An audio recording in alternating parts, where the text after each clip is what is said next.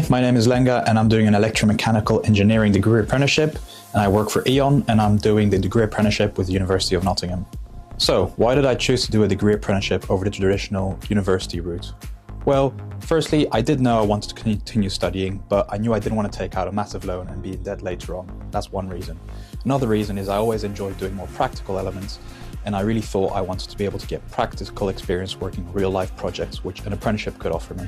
The thing I was most nervous about when I first started was that I wouldn't fit in due to my lack of experience, also known as imposter syndrome.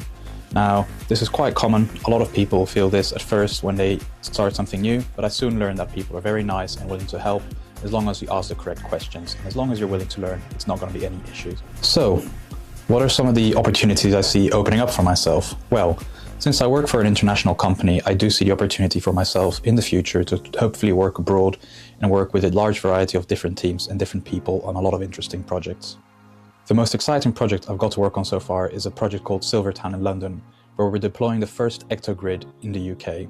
Ectogrid is a 5th generation ambient temperature heating and cooling network solution, which is quite a mouthful, but simply it uses heat pumps to boost low-grade waste heat energy to a usable temperature so that we can provide cheaper, cleaner energy to both residential customers and commercial customers.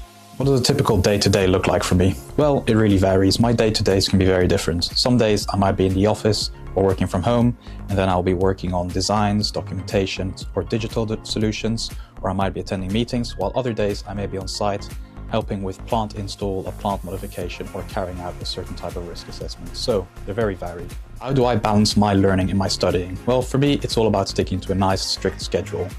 I have 4 days a week that I work and 1 day a week that I do my university studies. And I try to do this university day on the same day each week, for me a Friday, and this works very well. However, I am flexible, and when this does need to change, I do change it, but overall I try and keep a consistent schedule, and that way I can balance things a bit easier. So what skills have I been able to develop throughout my apprenticeship? Well, I've been able to develop a lot of skills. Obviously, I've been able to develop technical knowledge and skills in association with engineering, but I've also learned to be a team player and work collaboratively and effectively with different people and different teams and communicate effectively. At the same time, I've also learned to work independently and take responsibility for my own projects. Another big thing has been time management, as alluded to earlier. I have to balance my working with my studying, and this requires some good time management, which is another skill that's greatly improved since starting my degree apprenticeship. What support have I received from my employer? Well, I've received a lot of support from my employer, from support with work, university, and even everyday life.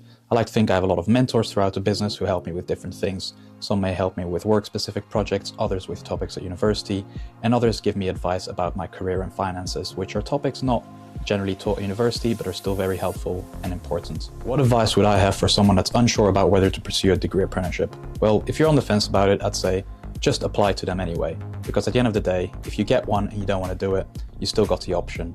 And for me, it's been the best choice of my life so far, and I think it's definitely worth it.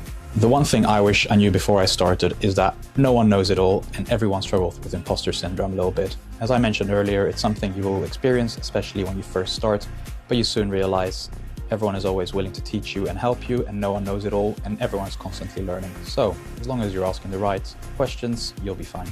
And finally, what advice would I give to someone considering this route? I would firstly say, just go for it, because there's nothing to lose. Secondly, I'd say if you are going to start applying for degree apprenticeships, apply to companies and industries you're generally motivated about, because this will definitely come throughout your application process. If you're not interested in the industry, it's going to show in the interviews, you'll be less likely to get a role, and if you do get a role, you're less likely to enjoy it. Secondly, it is a numbers game, so I advise apply early on and apply to as many as you can, as this will give you the greatest chance of getting a role you want.